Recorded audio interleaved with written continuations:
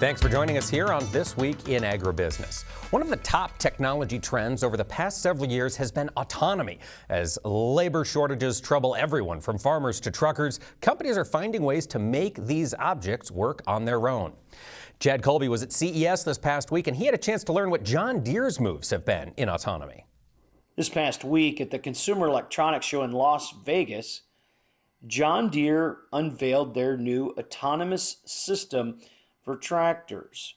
That's right, completely hands-free, can operate it from your smartphone. Now, I understand the nervousness about this new technology, and as I talked to the John Deere team and they explained the hardware to me, I wanted a little bit more of the insights, and I spoke with their Director of Emerging Technologies, Julian Sanchez, about honestly how we got to this point. Key pivot points in the last 20 years of technology, and it's not just technology in agriculture, it's just technology as a whole. If I think back in the last 20 years, connectivity, the idea that going into 2010, everything started to be connected. That all of a sudden unlocked the power of the cloud, which came a few years later. Cloud computing is kind of limitless and allowed us to do a whole bunch more things. And in the last 5 years, the evolution of camera systems, as well as the software that runs those cameras, essentially the evolution of artificial intelligence, which frankly had been kind of dormant for 20 years, really unlocked the ability to do some new things. And that's what led to this. Connectivity, cloud, and artificial intelligence really gives you a realistic shot at autonomy. So we all know about the challenges in agriculture.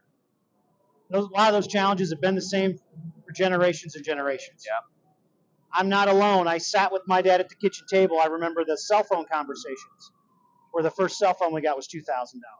I remember the argument about why do we want to have yield monitors, let alone those conversations of we're never going to spend $20,000 for auto steer. That's a waste of money. Yeah. What do you talk to producers that are seeing this announcement this week from John Deere? Clearly, this isn't a prototype. Right, this will be in the field this fall. It's here. Yeah. Actually, and I'll speak from personal experience here. I do adopt technology, and I'm personally a technologist, but I'm also a skeptic. And so I actually think be skeptical and ask questions. With autonomy, and let me just give you some hints about what questions to ask, because I've been in this field quite a bit I've been trying to develop this system for 20 years, and it's finally here. So I've built up my own skepticism over the last 20 years. Ask yourself, so for example, for fall tillage, if you've got somebody that you've hired and they're in the cab of the tractor working fall tillage, you're overseeing harvesting operations.